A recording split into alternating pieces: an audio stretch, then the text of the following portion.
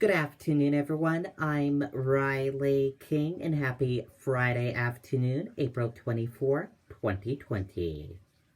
Welcome to the Riley King Newscast right here on the Riley King Network. We have a lot of news to get to this afternoon, so let's begin. First up, COVID-19 in New Hampshire, what you need to know information. Let's take a look at that.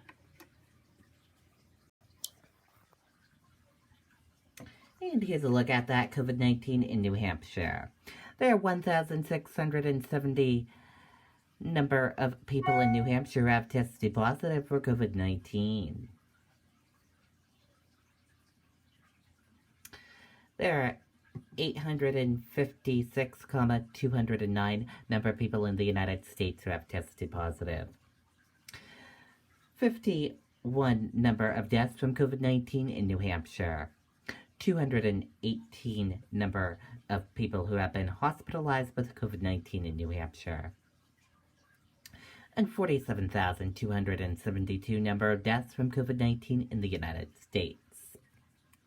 And here's a look at that map of New Hampshire for all of you, where cases of COVID-19 are in towns and cities of New Hampshire. In Waterville Valley, 1 to 4 cases of COVID-19. In this chart here, new cases each day in New Hampshire. In the purple, daily new positive COVID-19 cases. In the orange, new hospitalizations. And in the red are the deaths. Why the numbers don't add up, take a look right here.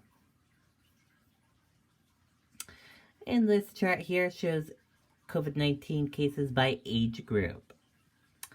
And then by female and male. And risk information. And your common symptoms. Fever, lack of smell, cough, and difficult breathing. How it spreads, and prevention tips. And be sure to stay with the Riley King Network for the latest of your COVID-19 information. 3 new COVID-19 deaths related to institutional outbreaks in New Hampshire. Officials say 1,670 known coronavirus cases in New Hampshire, officials say. Let's take a listen to that video from WMUR News 9.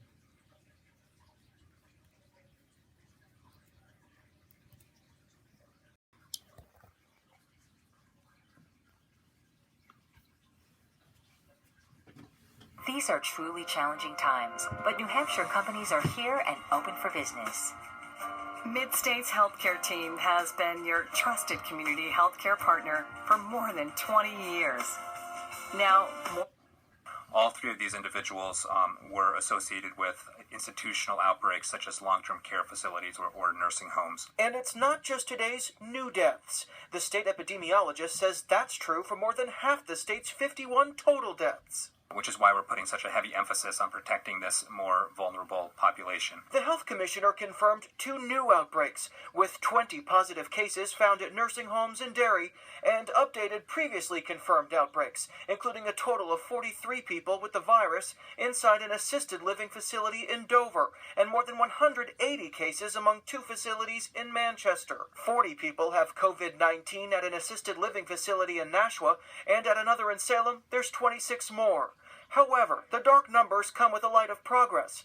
The state says over the last week, the daily number of COVID-19 tests being performed has doubled. But the governor says his current stay-at-home order will likely extend beyond May 4th. Unfortunately, the data just isn't supporting pulling back on too much right now. Sununu says he's embracing federal guidance regarding a 14-day positive trend in data, something the state hasn't seen yet. But he says his administration is looking at geographic or demographic flexibility to reopen the state. Not everything is going to open on the same day. Certain things can open up maybe in a week or 2, and other things maybe can't open up for a month or 2. In the meantime, health officials say as a result of their increased testing efforts, New Hampshire residents should expect the number of positive cases in the state to also go up. Reporting live in Concord, Tyler Dumont, WMUR News 9. Okay, and there you go on that video and that report. 4 New Hampshire fairs canceled because of coronavirus crisis. Fairs typically draw tens of thousands of visitors each year. Let's take a listen to that video from WR News 9.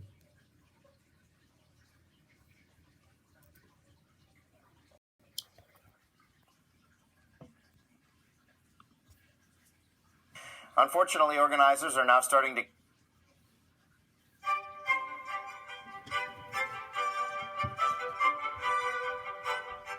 cancel large events in the summer and early fall due to COVID-19. Fairs in Stratham, Cheshire, and Lancaster are all canceled. Stratham's fair director says they typically see 15,000 to 18,000 people during their fair in July. It's the largest fundraiser for the Stratham Fire Department, and the community does look forward to it, as do we all. But again, this year is probably a time to take pause. Cushing says they plan to come back strong in 2021. Okay, and there you go on that video and that report. One-day spike in cases in Massachusetts due to increased testing, doctors say. Let's take a listen to that video from WCVB Boston, Matt Reed.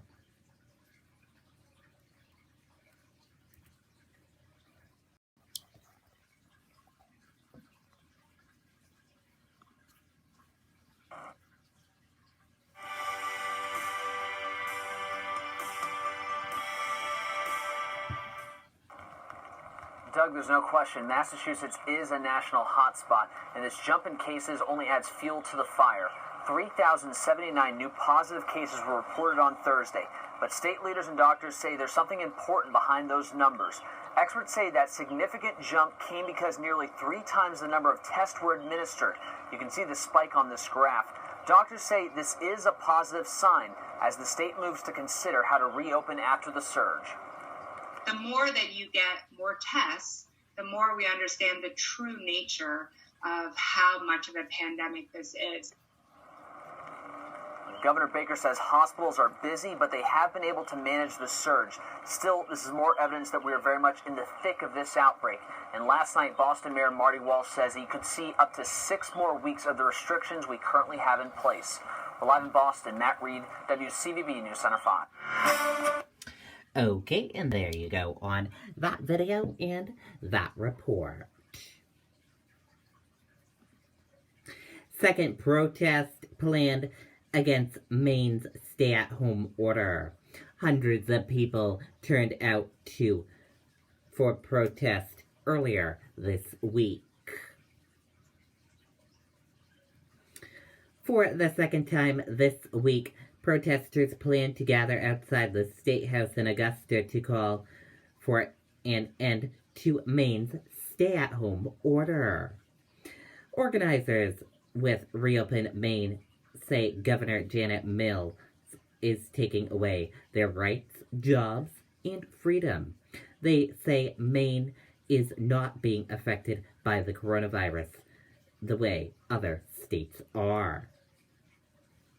Earlier this week, hundreds of people lined the streets between the State House and Blaine House, while others drove through in their cars, honking their horns. Today's protest starts at 1 p.m. in front of the State House. At 2 p.m., the group plans to drive around the State House in decorated cars and making noise. They are also hoping to have microphones to allow for speakers to address the crowd. Governor Mills has noted and has not said if she will extend the stay-at-home order into May. She says the state will only reopen when it's safe.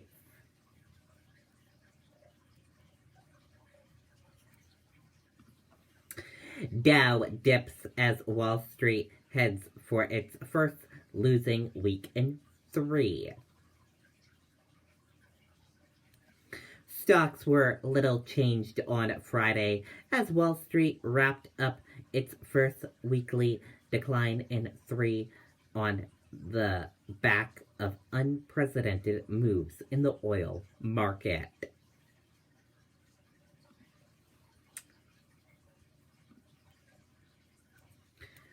Early results from New York antibody study suggest millions in the state may have already been affected with coronavirus. Let's take a listen to this video from ABC News.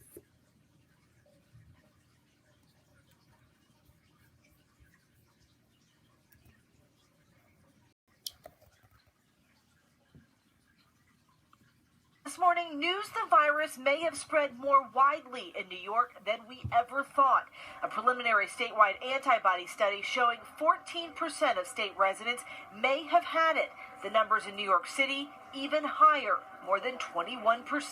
They had the virus, they developed the antibodies, and they are now, quote unquote, recovered. And while testing was limited and it's not yet known if these antibodies give immunity and to what extent, they're considered part of the solution to eventually reopening society. And if these results hold up, it tells us we're starting down the path of herd immunity. This, as a new Northeastern University study finds the coronavirus was spreading in the U.S. earlier than initially reported.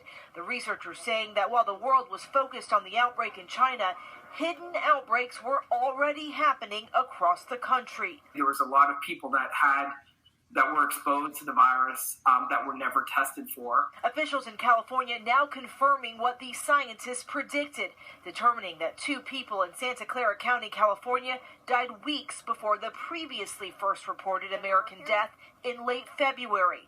But this morning, new hope for those who have recovered, now cautiously armed with antibodies. Dr. Dara Cass returning to work after recovering from COVID-19. She tweeted this picture writing, "On the way to my first ER shift in 3 weeks." When you're affected by the virus that's also affecting your patients, you come back into work with a sense of camaraderie and identity that you didn't have before.